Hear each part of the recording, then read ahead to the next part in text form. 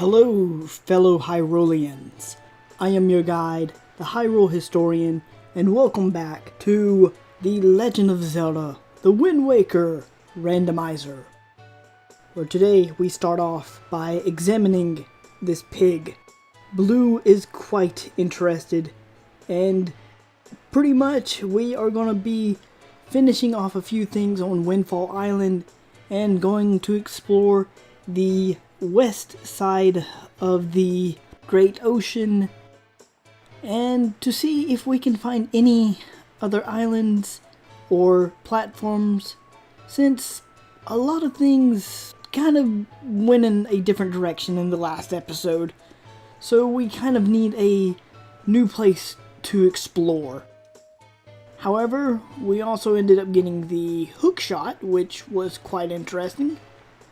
But to finish off a lot of this, we are going to be playing hide and seek with the killer bees, which I really just want to call them the bomber kids, since that's pretty much what they're based on, since the bomber kids are from Majora's Mask and the killer bees are, well, on Windfall, and just a different version of them. But they are the students of this teacher here, which, just looking at her, it's like wondering if her and Blue is somehow related.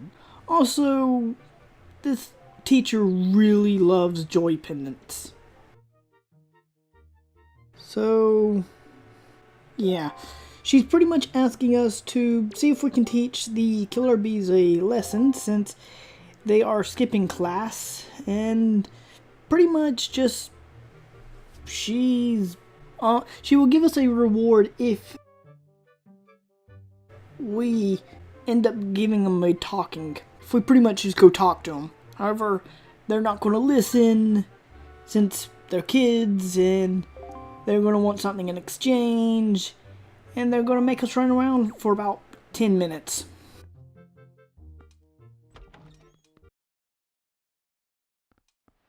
So we're going to have to talk to the leader here, which, if you think about it, Link, or Blue in this case, is around 10 years old, and these kids are slightly younger, so that means we're pretty much dealing with 5-year-olds, more or less.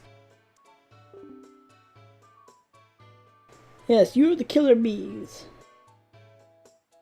Yes, Miss Marie, the woman who loves the joy pendants.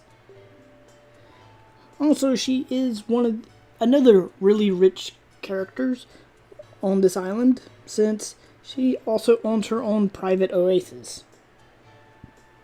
Imagine that, a teacher who owns their own private island.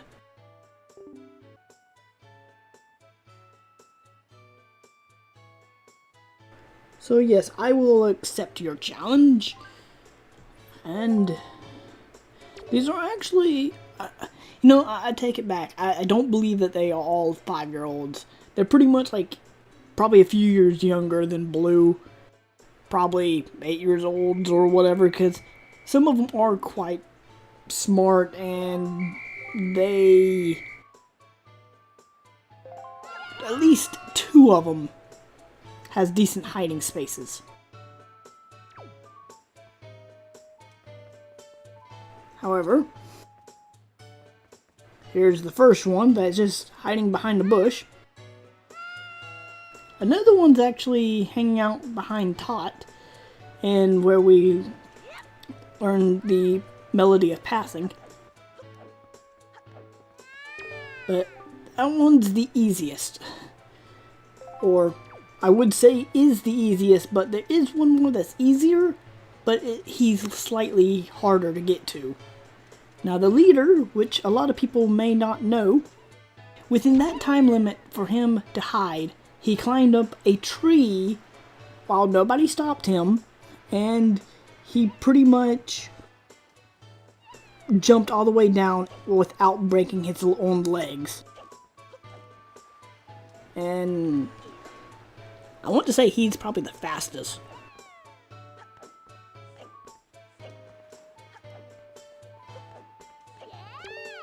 But besides that, that just leaves 2 more. Now, honestly, I don't have much to really say about the killer bees besides they are pretty much the same as the bomber kids. And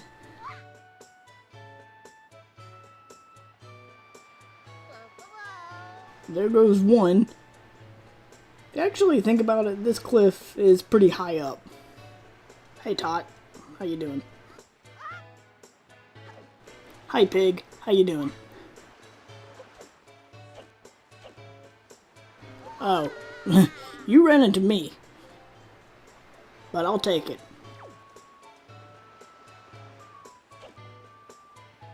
Now, the last one's actually behind the bomb shop out of all the places. And this kid also must be pretty talented to not be afraid to actually... Because just imagine if this kid drops down, how many tries did it take him to get over here? I feel like this is one of the smart ones, and I feel like he probably got behind there because I feel like he may be related to the guy who owns the bomb shop.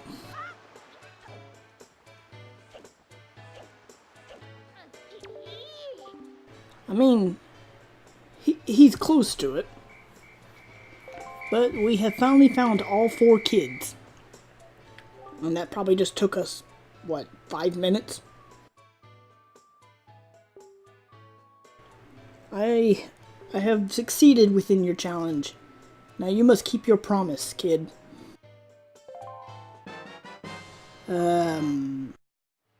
You know how kids have their own buried treasure somewhere?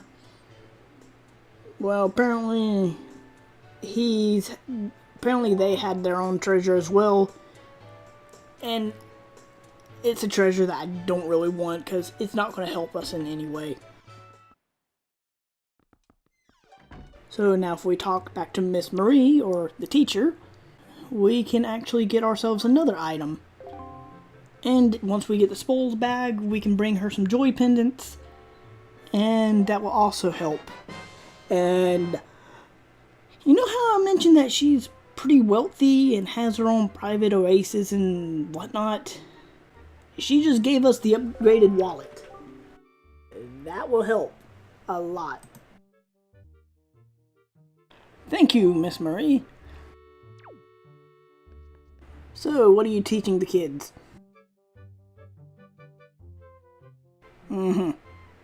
Fascinating. I feel like we've spent enough time on Windfall Island. But now, he's going to talk to us a little bit more, make us waste a little bit more of our time. And yeah. I am just ready to leave, but we did get something good within this episode. At least it's not going to troll us. So, yes. Goodbye, kids.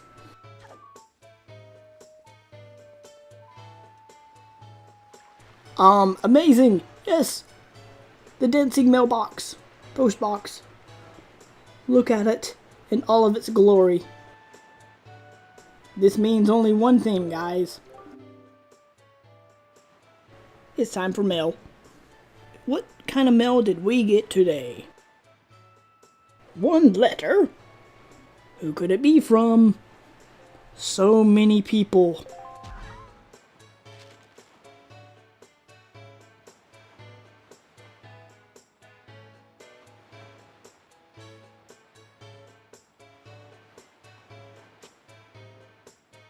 Ah. So this is pretty much from one of Beetle's ships, I believe. And look, they have the power bracelet. The power bracelet is going to be one thing that we really need.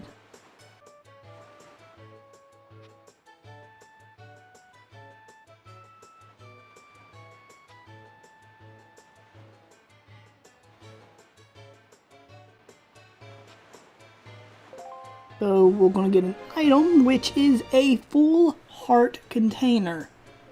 Normally they only give us a rupee or two, but I'm going to take the heart container.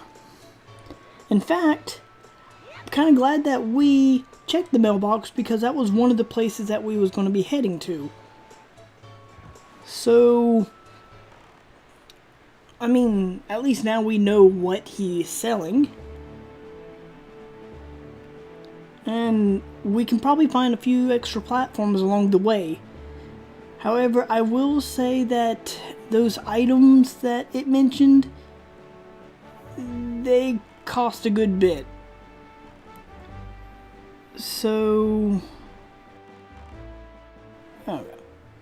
Just making sure that we are heading in the correct direction. And actually, I feel like we have time for an extra mini game, since this is where Salvador is once again, and this is on Spectacle Island. It's pretty much referencing Spectacle Rock, but now this minigame is the actual battleship, and it costs a lot more rupees. So we have to spend our rupees wisely. Did you have a brother? Because this is what a lot of people believe, that Salvador has a brother or a twin. Because it's kind of hard to imagine him being on two islands at once. But, step right up. Actually, I believe he has one of those platforms that sinks into the island and moves him over to this island. Just like a quick passage for him. Like one of those stands that he just presses a button underneath it. It lowers him into a secret passage and shoots him over to his second island. Because for all we know, that this Spectacle Island is Salvador's.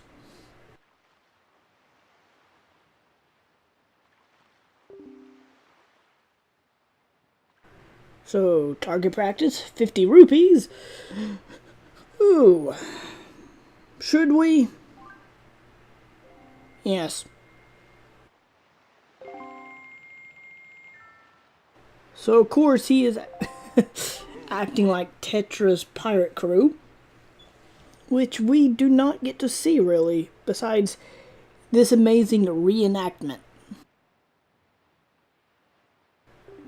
So you know Tetra and her crew is quite popular around here.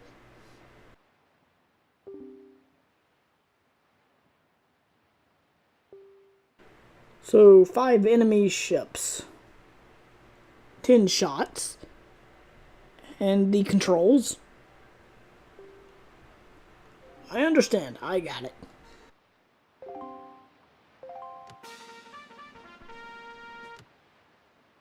So now we have a slight meter.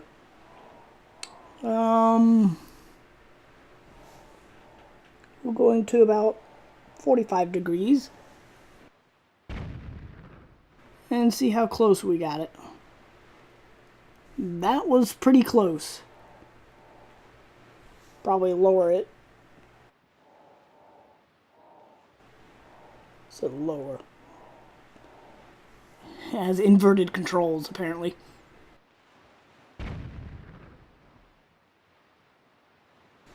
There's one.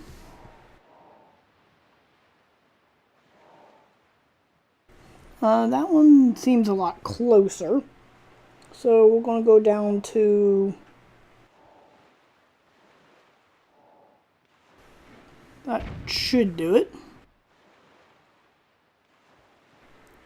Slightly off. There we go. That should hit it.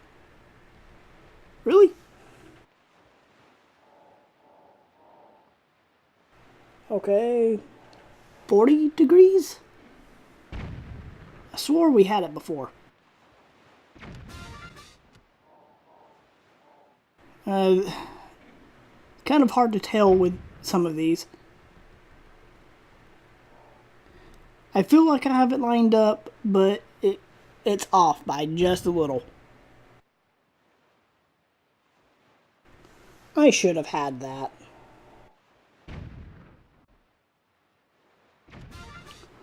Okay. So 2 more shots with 2 more ships.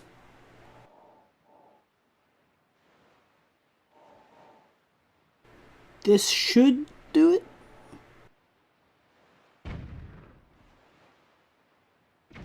Okay, now here's one of the closest. And I can't go over it anymore, so 35.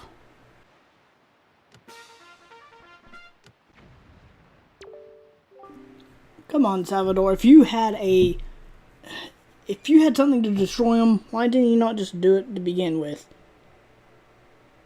Yes, I know, it's too bad. He just took 50 rupees from us.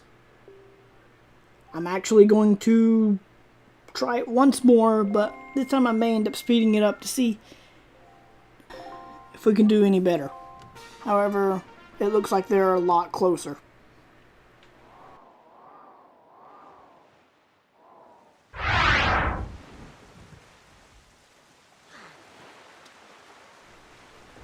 Okay.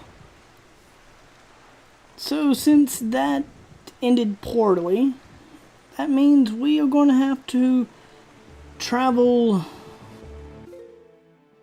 some more and hope for the most common thing that is in this game, which is rupees. Which normally, hey look, that spot would have had rupees. Hey look, a lot of these other spots, they would have rupees.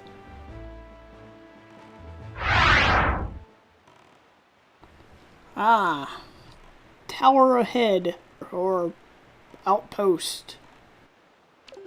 I mean, at least we're getting somewhere, right? The downside to this is, hopefully it's one that doesn't need to be blown up. Because, yeah, this one may look like it needs to be blown up. Because we are going to have to make our way back here again. Just because, for whatever reason, we don't have a bomb. And it will probably give us an extra chest. However, there's a chest just chilling here. So what shall this chest hold? A piece of heart. I am not going to complain about that. We actually need the heart pieces. Rupees! Give me rupees! Also, rupees are surprisingly a really good item to enchant when it comes to Zelda. However, also really useless when it comes to enchanting. I say that because if you've played Twilight Princess, if you had the enchanted armor, you kind of know what I mean, because the enchanted armor only helps if you have rupees. Now there is magic armor on here, but I think that one takes up magic actually. I want to at least find a few more places before ending this episode, but it seems like we're just going... I feel like it's all based on luck at this point.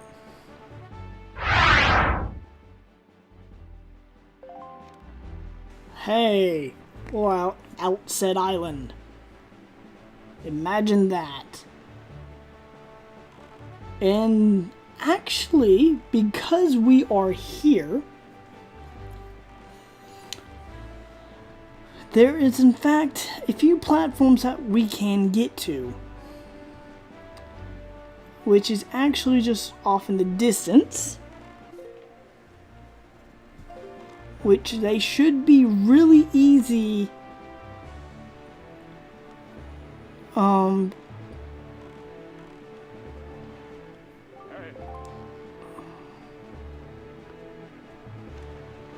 So, yeah, there should be a few platforms around here, which, speaking of them, there they are.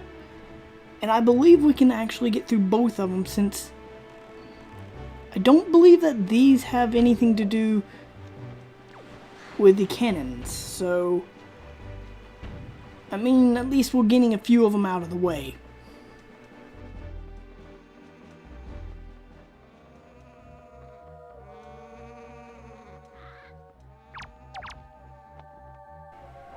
No, we don't want to look at the sail.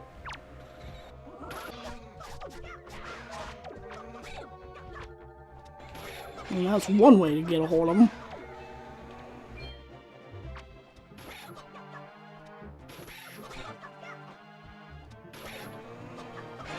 Switch! Hey, a chest. I don't know if that was because of the switch, or if it was because we destroyed all the enemies. I am guessing the switch.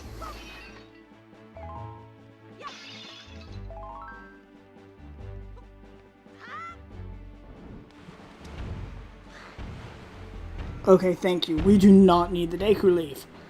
I know the island that is directly in front of us, you do need the Deku Leaf for that.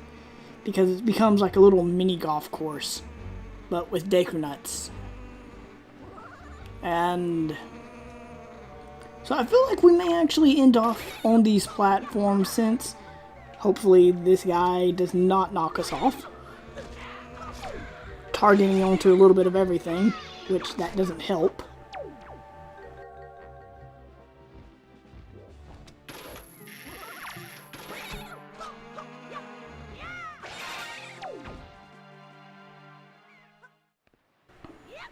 So, oh great, more sea hats. However, we shall now end with 2 chests. What lies within chest number 1? Yes! We are now able to get through a handful of places. I say that because not only will it help us with the sea charts in case we need to pull up any rupees from the sea, but we're able to make it through a handful of dungeons now if we are actually able to go through them. Now, the next thing we really need is, in fact, the Deku Leaf. So, grappling hook. One of the more key items that we will need. So, what lies within chest number 2? What do you guys think? Shall I open it now, or wait till the next episode? You know what? I'll go ahead and open it now. A golden feather! Amazing! What will you do now? I would sell it if I could. Actually, all those bird enemies that we was fighting, yeah, that's where the golden feathers are from. That also means, because we have the grappling hook, we can steal items from enemies. That's how we get joy pendants, that's how we get skull necklaces, that's how we get gold feathers. That's how we can also earn a handful of rupees and a few other things. But I feel like I'm going to end it off here for now. So if you have enjoyed this episode, please do not forget to leave a like or comment below. And please do not forget to tell your friends about this and share the video around with them. But besides that, this has been the Hyrule Historian. Thanks for watching, and I will see you all in the next video. Later, guys.